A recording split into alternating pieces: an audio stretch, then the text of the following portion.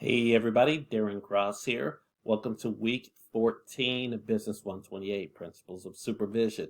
This week we're talking about chapter 15, which is the selection process. And it really is the beginning part of the HR function in a company.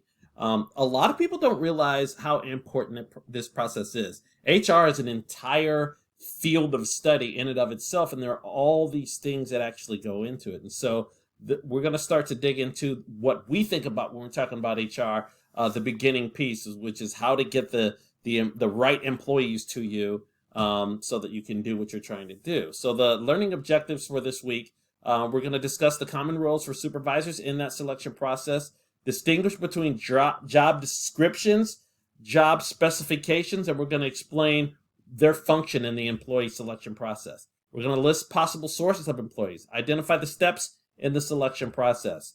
We're going to discover how a supervisor should go about interviewing candidates for a job. There's some very specific ways that you can do that you can interview people from a strategic standpoint, but also there are some legalities that you have to take into consideration. There are certain things that you can't ask people, and a lot of people don't realize that.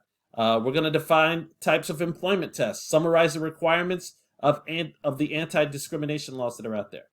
Explain how hiring decisions are affected by the ADA, the Americans with Disabilities Act. We're going to describe the requirements of the Immigration Reform and Control Act of 1986. All of these things come into play. It's not just about saying, hey, I want you, come on board, and we're good to go. There's some things that are happening in the background, and that's really what we're going to dig into in this chapter. So good luck, and if you need me at all, please feel free to reach out.